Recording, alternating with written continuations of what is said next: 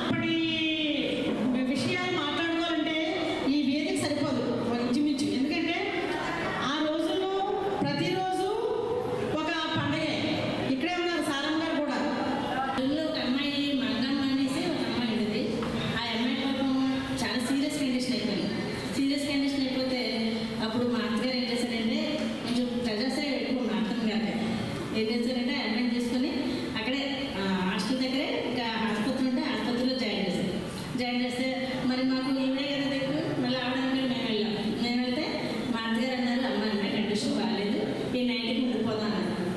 ఆవిడ ఉందని నేను నా వెంట ఇంకొక వెంటలు మొత్తం మా రూమ్లో 5 కూడా అమ్మాయి అంటాడు. దానికి కారణం మా అత్తగారు. ఆవిడ యొక్క మానవత దృక్పథం అన్నది ఏంటంటే ఎదటోళ్ళు కష్టంలో ఉన్నారంటే మాత్రం వాళ్ళని వదలకూడదు, వాళ్ళ కష్టం నుంచి మనం కూడా తోడు ఉండాలి అనే ఒక విధానం. ఆ విధానమే ఈరోజు ఆవిడ నేను తలా తీసుకొచ్చింది. రిటైర్మెంట్ అందరికీ ఉంటుందండి జీవితంలో, కానీ రిటైర్మెంట్ అప్పుడు ఎటువంటి రిమార్కులు లేకుండా ఉంటుంది చూసారండి, అదే దేవుడిచ్చిన వరం. తప్ప నన్ను ఇంత హింస పెట్టారు, వాళ్ళ మీద రివెంజ్ తీర్చుకుంటాను లేదా వాళ్ళని ఇలా అంటాను అలా అంటాననే తత్వం లేదు. అది ఆవిడ దైవత్వంగా భావిస్తారు. ఆవిడ వృత్తిని, మాటని ఆవిడ దగ్గర నేర్చుకోవాలంటే ఒక జీవితం సరిపోదు, ఏ మాట అయినా సరే. ఒకవేళ నేను తప్పుగా మాట్లాడితే క్షమించండి.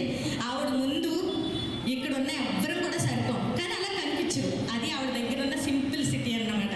Excellent personality, excellent.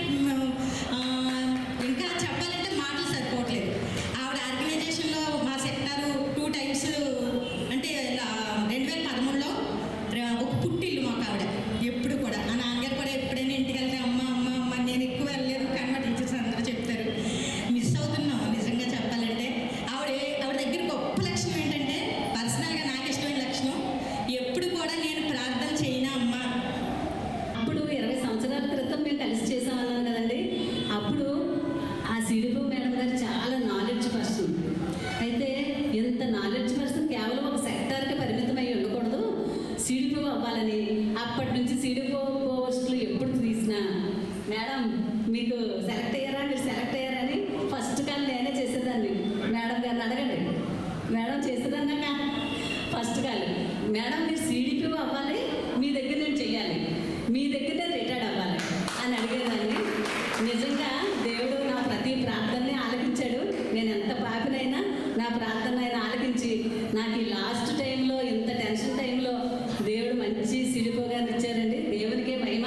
కేవలం దేవుని కృప వలన మాత్రమే సిడిపోగారు అవ్వాలని నేను ఎంతో ప్రార్థన చేశానండి. నిజంగా ఖచ్చితంగా సిడిపోగారు అవ్వాలి, మా దగ్గర ఉండాలి, నేను ఆమె కింద చెయ్యాలని దేవుడు అంత గొప్ప తండ్రి ఇచ్చాడు.